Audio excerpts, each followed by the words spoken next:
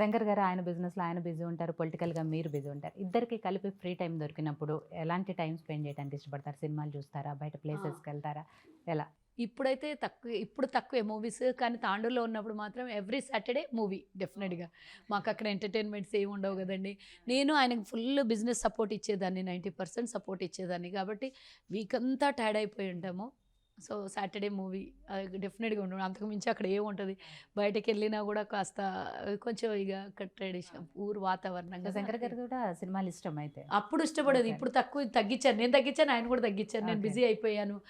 రాత్రి వరకు ఏదో వర్క్ ఉండడం వల్ల పడుకొని పోతాం ఇక్కడ. మా నాన్నగారికి బాగా ఇష్టం సినిమాలు, బాగా. అమ్మకి నాన్నకి బాగా.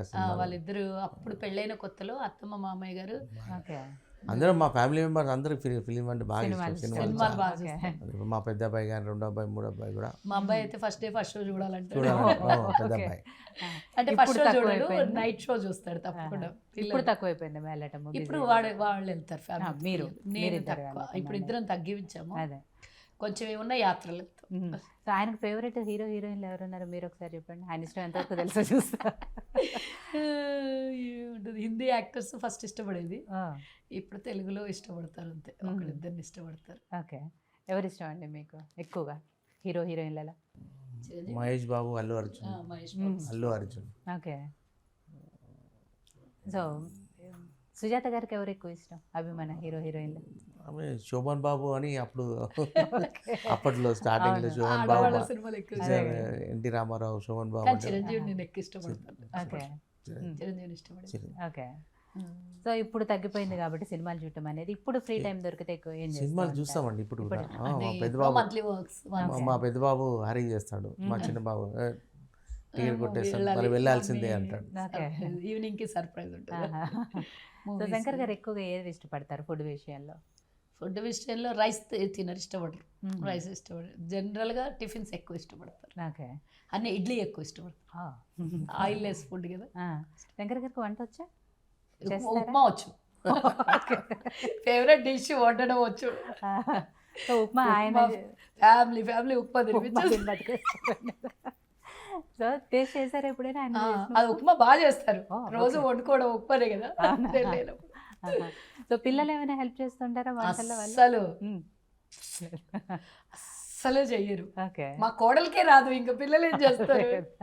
అస్సలు చెయ్యరు. వాళ్ళకి అస్సలు వాళ్ళు బిజీగా ఉంటారు. ఒకటి ఏంటంటే ఫస్ట్ నుంచి నాకు కొంచెం మగపిల్లలు కిచెన్లో పనులు చేయడం అవన్నీ నాకు ఇష్టం ఉండదు. మా అమ్మ అలాంటి దుర్మార్గమైన పని నేర్పించింది నాకు. నేను కూడా అలాగే అంటాను, మగపిల్లలు పని చేయొద్దు, ఆమె కోపం. నాకు కూడా అదే వచ్చేసింది, మగపిల్లలకు పని చెప్పడం ఇష్టం ఉండదు అట్లా. శంకర్ గారు, సుజాత గారు వంట బాగా చేస్తారా? బాగా చేస్తారండి. ఆవిడ చేసే వాటిలో మీకు ఎక్కువగా ఏది ఇష్టం? అన్ని కర్రీస్ బాగా చేస్తుంది. ఆయన ఎక్కడైనా ఒక్క విషయంలో అయినా మీ గురించి ఏదైనా నెగిటివ్ గా కానీ లేకపోతే ఇది నచ్చలేదని మాట్లాడతారేమో, పట్టుకుందామని చెప్పాలి చెప్తలేరేమో. అన్నీ కూడా వంట బాగా చేస్తాను అంటే లేటు. ఓకే. వంట చేస్తుంది బట్ కొంచెం లేట్గా అంతే. బాగా చేయాలంటే లేట్గా చేయాలి కదా. అంటే ఆమెకు ప్రెషర్ ఎక్కువ ఉంటుంది పొలిటికల్గా. అసలు టైమే చాలా రోజు 2-3 ఛానల్స్ వాళ్ళు వస్తూనే ఉంటారు. ఆమె షెడ్యూల్స్ కొంచెం బిజీగా ఉండి కొంచెం. ఈ పెళ్లి రోజుకి ఆవిడకి ఏం గిఫ్ట్ ఇవ్వబోతున్నారు, ఏం చేయబోతున్నారు చెప్పండి ఒకసారి. గిఫ్ట్ వస్తుంది ఈసారి, మీరన్నా వాగ్దానం తీసుకోండి. అందుకే అంటున్నాను, అట్లీస్ట్ ఇప్పుడు ఇవ్వకపోయినా సరే ఇది కొనిస్తాను, ఇది ఇస్తాను అనే ప్రామిస్ అయినా చేయండి. మమ్మల్ని ప్రామిస్ కార్ ప్రామిస్ చేశాను, కార్ కొనిస్తాను. ఈ రేపు రావాలి. సర్ప్రైజ్ ఇవ్వాలనుకున్నారా లేదా ఎప్పటి నుంచో ప్లాన్ ఉందా? కార్ ప్లాన్ ఉంది, తీసుకోవాలని. కార్ ఇస్తాను కంపల్సరీగా. సో ఈ పెళ్లి రోజుకి ఆవిడ కారు రేపు. సుజాత గారు సాటిస్ఫై అయ్యారా? రేపే ఫోన్లేండి ఇస్తానన్నారు. ఏం కారు ఏంటి అనేది డిసైడ్ చేసుకొని అట్లీస్ట్ రేపు వెళ్ళి బుక్. ఆమె స్టేటస్కి, ఆమె హోదాకి తగ్గట్టు కార్ ఇస్తాను. చూసారా, ఇంకేం కావాలి, అంతకు మించి గిఫ్ట్ ఏం కావాలి? సో బర్త్డేకి పెళ్లి రోజుకి రెండింటికి కలిపి అదే గిఫ్ట్, బర్త్డే గిఫ్ట్ ఆయన అనుకుంటారు ఇప్పుడు అనవసరంగా వచ్చారు ఇంటర్వ్యూకి. లేదండి, అలాంటి ఎప్పుడన్నా గిఫ్ట్ అనేది ఎప్పుడన్నా ఇప్పిస్తాను అడుగుతాను. ఆమె ఒకటి ఏంటంటే ఇంతవరకు నాకు ఏది అడగలేదండి. అదే అడ్వాంటేజ్ తీసుకున్నారు. అదే కదా, నాకు ఇది కావాలి తప్పు మీదే. లేదండి, నాకు ఇది కావాలని ఏ రోజు అడగలేను. అంటే ఆవిడ అడగకుండానే మీరు అన్నీ ఇస్తున్నారా, లేకపోతే ఆవిడ మనసులో మాట బయట పెట్టలేదా ఇది కావాలి అనేది, లేకపోతే ఆవిడకి స్పెసిఫిక్గా కోరికలు ఏమి ఎక్కువగా లేవు? ఎక్కువ లేవు ఆమెకి, ఇది కావాలని నాకు కానీ మొండి పట్టుబట్టలేదు, ఇప్పించింది తీసుకున్నాను. ఓకే, అది మాత్రం నిజంగా. రైట్. సో ఈ పెళ్లి రోజుకి మీకు ఎట్లాస్ట్ మీ స్టేటస్కి తగ్గట్టుగా కార్ అయితే వస్తుంది. మీరైతే ఒప్పించారు, నేనైతే అడగలేదు కానీ మీరు ఒప్పించారు, అదృష్టం. సో ఎట్లాస్ట్ మీ పెళ్లి రోజుకి మాత్రం 35 ఏళ్ల తర్వాత ఒక మంచి గిఫ్ట్ అయితే రాబోతోంది.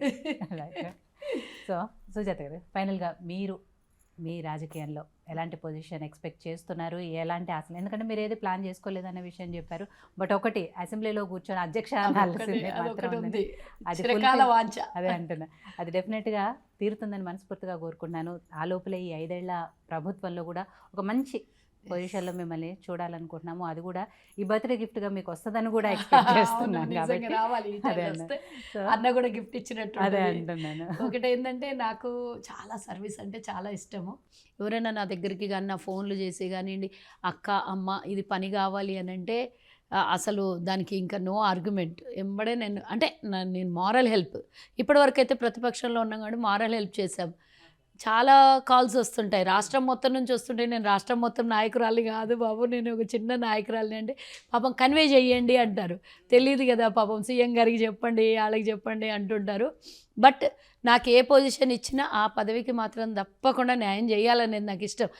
ఆ పొజిషన్తోనే నాకు పొజిషన్ పెరుగుతుండొచ్చు, బట్ ఆ పవర్లో ఉన్న హెల్ప్ అనేది చాలా అవసరం అందరికీ.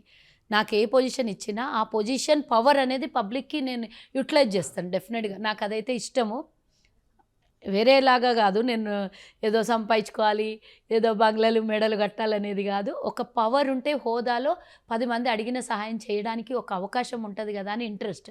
కాబట్టి నేను ఆ బ్యాక్గ్రౌండ్ నుంచి వచ్చాను కదా, సర్వీస్ బ్యాక్గ్రౌండ్ నుంచి. కాబట్టి నాకు అది ఉంటుంది డెఫినెట్గా.